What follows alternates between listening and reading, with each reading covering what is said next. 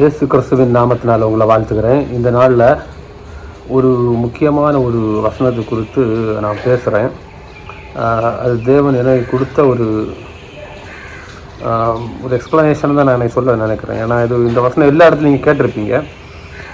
அது என்னன்னா 1 பேதுரு 3ஆம் அதிகாரம் 3வது வசனம்.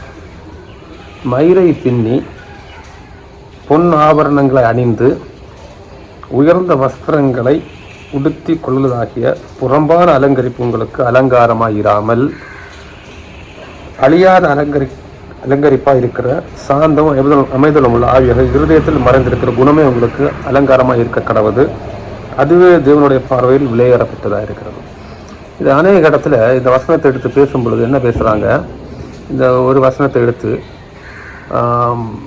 ஆக்சுவலி லேடிஸ் அவங்களுக்கு பொன் போடக்கூடாது, அந்த பொண்ணை மட்டும்தான் அவங்க இதில் ரொம்ப முக்கியமாக பேசுகிறாங்க, பொன்னால் அலங்கரிக்கப்படுவது.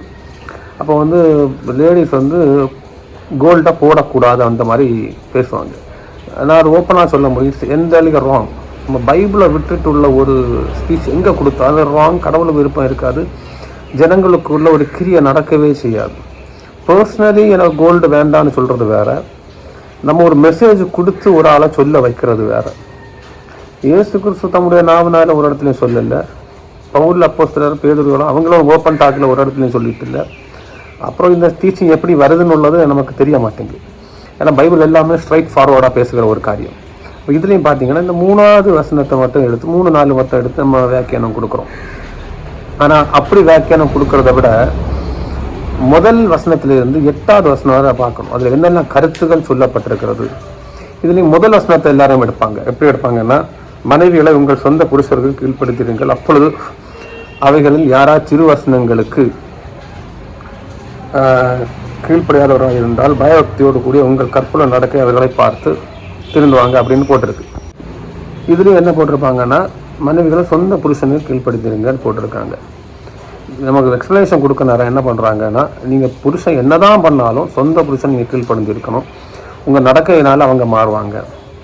எக்ஸாம்பிள் சொல்கிறேன், எனக்கு நிறைய அனுபவம் இருக்குது, நிறைய பேரை பார்த்த அனுபவம் இருக்குது.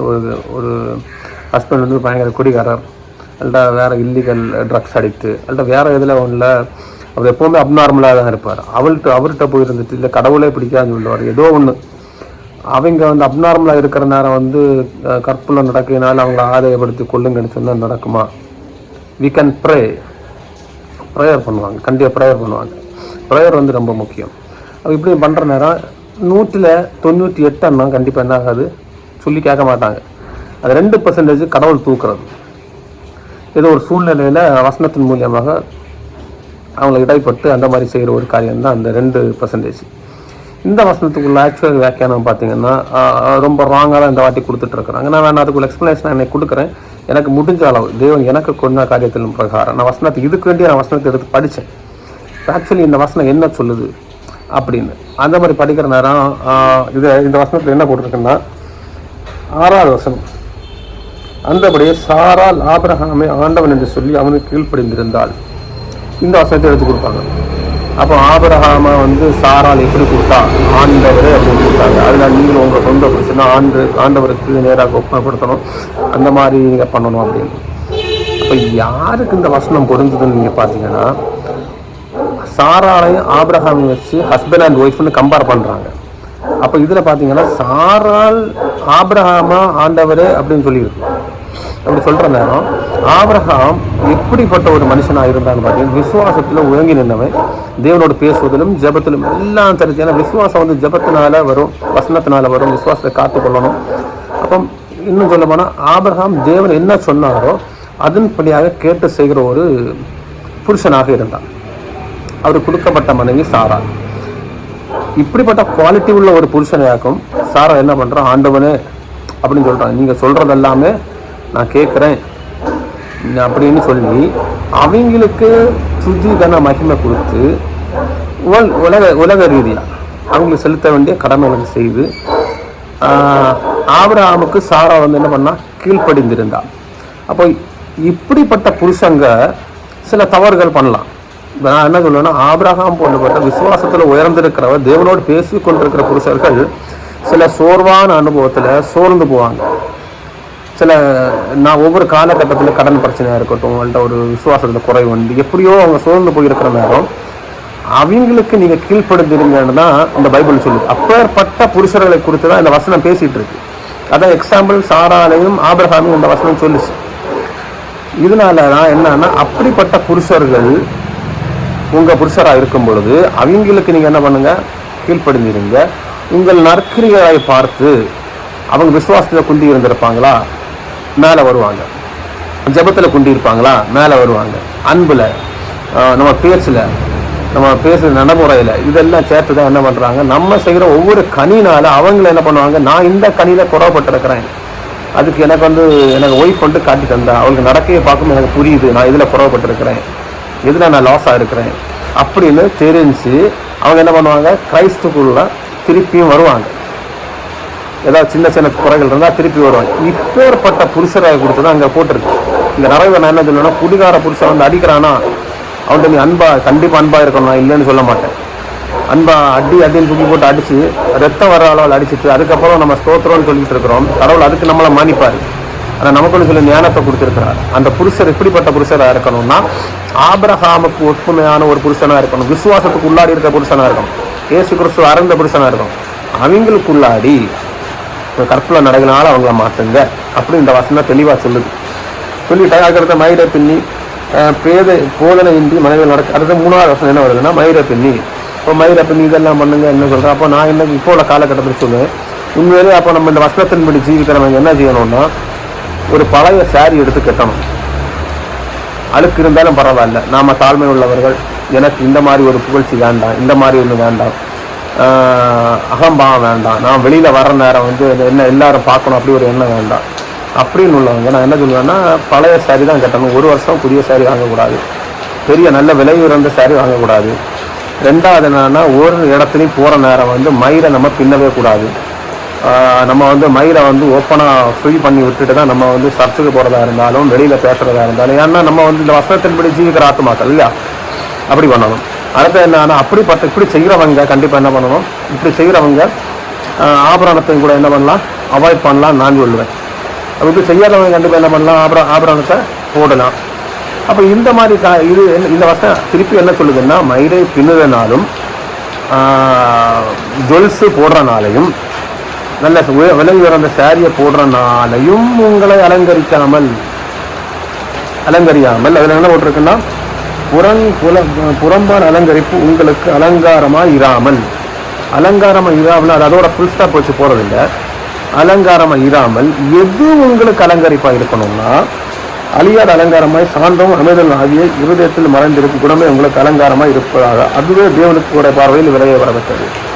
தேவனுடைய பார்வையில் விலையேறப்பட்டது எல்லாமே என்னன்னு பார்த்தீங்கன்னா, நம்ம உள்ளாந்த மனுஷன் எடுக்கிற ஒவ்வொரு முடிவு தான் தேவனுடைய பார்வையில் விலையேறப்பட்டால் இந்த வசனம் அழகாக சொல்லு. சாந்தம் வெளியில் நம்ம சரீரத்தில் உள்ளதில்லை, ஆவிக்குரிய விஷயங்கள், சாந்தம், குணம், இதெல்லாம்.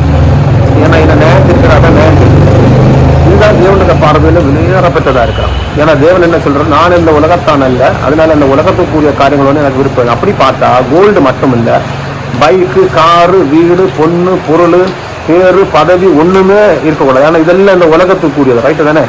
இந்த உலகத்துக்குரியதை தவிர்த்துட்டு ஆட்டோமேட்டிக்காக நம்ம தேவனுக்குரியதாக சிந்திக்கணும்னா அன்பு, சமாதானம் எல்லாம் கொடுத்துருக்காங்க. இதை மட்டும்தான் பார்த்து போக முடியும். அப்படிப்பட்டவங்க நான் என்ன சொல்லுவேன்னா, இந்த கோல்டை மட்டும் கிடையாது, இந்த சாரியை மட்டும் கிடையாது, மயிர் பின்னலை மட்டும் இல்லை, வேலை வேண்டாம், ஒன்றும் வேண்டாம், எனக்கு இருக்கிறத வச்சு நான் ஜீவிக்கிறதுக்கு தேவன் எனக்கு பலன் கொடுப்பாரு, நல்லா இருந்து ப்ரேயர் பண்ணலாம், இந்த மாதிரி செய்யலாமே. ஆனால் இந்த வசனம் அதை குடிக்கல. என்ன சொல்லுதுன்னா, இது உங்கள் அலங்கரிப்பா இராமல் எதை முன்னாடி வைக்கணுமா? ஒரு பாட்டு உண்டு, சிலுவையன் முன்னால் உலகம் என் பின்னால். இயேசு கிறிஸ்து அதே சிலுவை தான் தூக்கி கொண்டு சுமந்தார், உலகத்தை பேக்கில் வைத்தார். இப்போ உலகத்தின் காரியங்களை நான் பின்னாடி வைத்து விட்டு நமக்கு எது அலங்காரம் இருக்கணும், ஆவிக்குரிய காரியங்கள் அலங்கரிப்பாக இருக்கணும். இந்த அலங்கரிப்பு எனக்கு உள்ளாடி இருக்கிற நேரம் புறம்பான அலங்கரிப்பு மேற்கொள்ளாது. என்ன அதுக்கு அர்த்தம் என்னன்னா, பின்றனாலேயோ ஜொல்ஸு போடுறனால இல்லை நம்ம வாழ்க்கை மாறுகிறது. உள்ளான மனுஷன் எப்படி இருக்கிறான், அதுதான் ரொம்ப முக்கியம். தேவனோட இடத்துல சமாரிய ஸ்வீட்டை பேசிகிட்டு இருந்தார், நீ என்கிட்ட பேசிகிட்டு இருக்கிற நான் ஜீவ தண்ணீர் உனக்கு கொடுத்துருப்பேனே. நான் நினைக்கிறேன் அவள் வந்து ஜுவல்ஸ் போடாமல் இருந்தா, நல்லா அலங்கரிக்காமலா இருந்தா, மயிரை பின்னாமலா இருந்தா, அதனால தேவன் பேசினாரா? No, never. அப்படி கிடையாது. அவர் நினைக்கிறது எல்லாமே உள்ளான மனுஷன். அவன் அழகா சொல்லுவான், எனக்கு புருஷன் எத்தனை பேர்னு கேட்டவாங்க, எனக்கு 7வது புருஷன், 7வது புருஷன், பாக்கி 6 அண்ணன் புருஷன் கிடையாது. அது கடவுள் தெளிவு சொல்லுவார், நீ சொன்னது சரியே, உனக்கு இப்போ இருக்கிறவன் மட்டும்தான் புருஷன், அவன் எல்லாம் புருஷன் கிடையாது. அதனால தான் இந்த வசனத்திலையும் முதல்ல என்ன கொடுத்துருக்கு, சொந்த புருஷர்களுக்கு கீழ்ப்படியுங்கள். அப்போ அந்த காலகட்டத்தில் நிறைய பேர் வைத்திருப்பாங்க. ஆனால் சொந்த புருஷன் சொல்லி ஒருத்தன் தான் இருப்பான், அவனுக்கு கீழ்ப்படிங்கன்னு சொல்லியிருக்கு. நம்ம இந்த காலகட்டத்தில் சொந்த புருஷனுக்கு தான். அப்போ வேற புருஷன் இருக்க நம்ம இருக்க முடியுமா? உங்களை காலகட்டத்தில் ஒரு புருஷன் தான் வைத்திருக்கிறோம். இல்லை, தேவன் எதிர்பார்க்குறது ஒரு கல்யாணம் தான், ஒரே ஒரு புருஷன் தான். அதை தெளிவாக கொடுத்துருக்கு. யாரை ஒன்றும் வைக்காதீங்க, சொந்த புருஷருக்குள்ளாரையும் கீழ்ப்படிங்க. அப்போ இந்த வசனம் முழுவதும் நீங்கள் பார்த்தீங்கன்னா அடுத்த மயிரப்பில் இதெல்லாம் வந்துட்டு அடுத்தது என்ன பண்ணுறாருன்னா, திருப்பி 7வது வசனத்தை நீங்கள் 5வது வசனம், இப்படியே பூர்வத்தில் தேவனிடத்தில் நம்பிக்கை இருந்து பரஸ்பர ஸ்திரீகளும் தங்களுடைய புருஷர்களுக்கு கீழ்ப்படு தங்களை அலங்கரித்தார்கள். தங்களுடைய புருஷர்கள் கீழ்ப்படிந்து தங்களை அலங்கரித்தார்கள். அந்த புருஷன் எப்படி இருக்கணும்? ஆபிரகாமை போல இருக்கணும். ஆபிரகாம் போல இருக்கிற புருஷனுக்கு ஆட்டோமேட்டிக்காக நம்ம எப்படி வருவோம்? இந்த அலங்கரிப்பு வந்துடும். ஒரு ஒய்ஃப் வந்து கரெக்டாக இருப்பா, புருஷன் கரெக்டாக இருந்தாங்கன்னா ஒய்ஃப் கரெக்டாக இருப்பா. அது ஏன் ஆழமாக சொல்கிறேன்னா, வசனம் என்ன சொல்லுதுன்னா, புருஷனுக்கு தலை வந்து இயேசு கிறிஸ்து, ஒய்ஃபுக்கு தலை வந்து புருஷன்.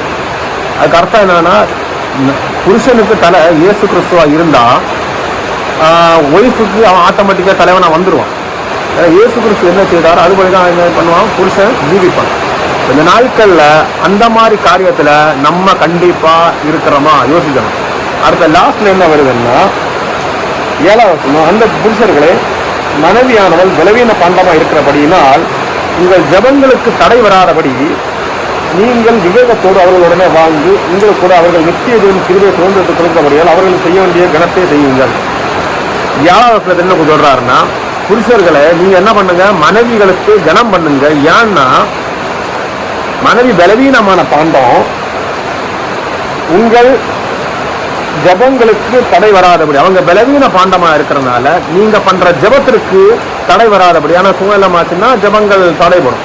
இதுல ஒண்ணு புரியணும், அந்த காலத்துல இருந்த புருஷர்கள், பைபிள் சொல்ற இருக்க புருஷர்கள் எப்படி இருந்தாங்க? ஜபத்துல தரித்திருந்தாங்க, தேவனோடு பேசுகிறத தரித்திருந்தாங்க, ஆபிரகாமை போல இருந்தாங்க.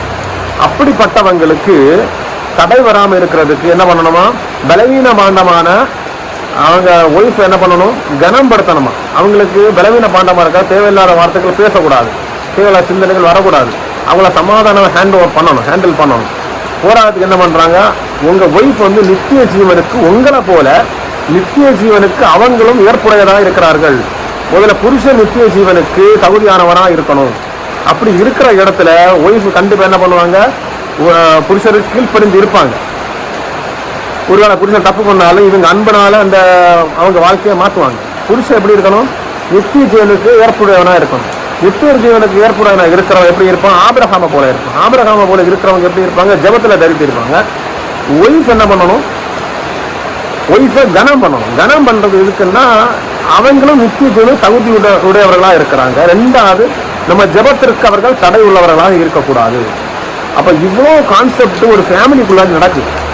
இந்த அலங்கரிப்புல யாருக்கு முன்னாடியா இருக்கக்கூடாத வசதி, ஹஸ்பண்டுக்கு முன்னாடி நம்ம அலங்கரிப்பு அன்பு சமாதானத்தை விட்டுட்டு வெளியில உள்ள காரியத்தில் இருக்கக்கூடாது. இது வெளியில உள்ள அலங்கரிப்பை குறித்து பேசி இருக்கப்படுறது. உள்ளாந்த அலங்கரிப்பு, ஒருவேளை ஒய்ஃப் அலங்கரிச்சாலும் அது யாருக்கு முன்பாக பேசியிருக்கு, ஹஸ்பண்டுக்கு முன்னாடியாக உள்ள காரியத்தை தான் பேசியிருக்கு, ஃபேமிலி காரியத்தை இதில் பேசியிருக்கு. 5வது வசனத்தை போட்டிருக்கு, தங்களுடைய புருஷர்களுக்கு கீழ்ப்படிந்து தங்களை அலங்கரித்தார்கள்.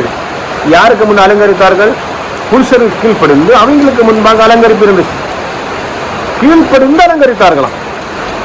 கீழ்ப்படிந்துட்டு அந்த கீழ்ப்படிந்த மூலம் அவங்களுக்கு ஒரு அலங்கரிப்பை கொடுத்தாங்க. அப்ப முதல்ல சொன்ன காரியம் யாருக்கு இது பொருந்தும், புருஷருக்கு உள்ளாடி இருக்கிற ஃபேமிலிக்குள்ளாடி தான் முதல்ல இந்த வசனம் பொருந்தும். இந்த ஃபேமிலியில் நம்ம கிளியர் ஆகிட்டோம்னோ அடுத்தது 2வது என்னது, சபைக்குள்ளாடி பொருந்தும், உலகத்துல பொருந்தும். இதுல எல்லாமே பேசிக் எனக்கு இருந்த ஜுவல்ஸை பற்றியோ மயிர் பின்னதை பற்றியோ நம்ம சாரியை கொடுத்தோ அல்ல அதில் பேசியிருக்கு. உள்ளாந்த அலங்கரிப்பு நமக்கு ஃப்ரெண்ட்ல நிற்கணுமா, மற்ற அலங்கரிப்பு பின்னாடி தான் இருக்கணும். நாட்கள் இந்த வசனத்தை எல்லாம் நல்லா தியானிங்க. எனக்கு இதுக்கு மேலே எக்ஸ்பிளேஷன் கொடுக்க முடியும், போதிய நேரங்கள் இல்லாதனால எனக்கு கொடுக்க முடியலை.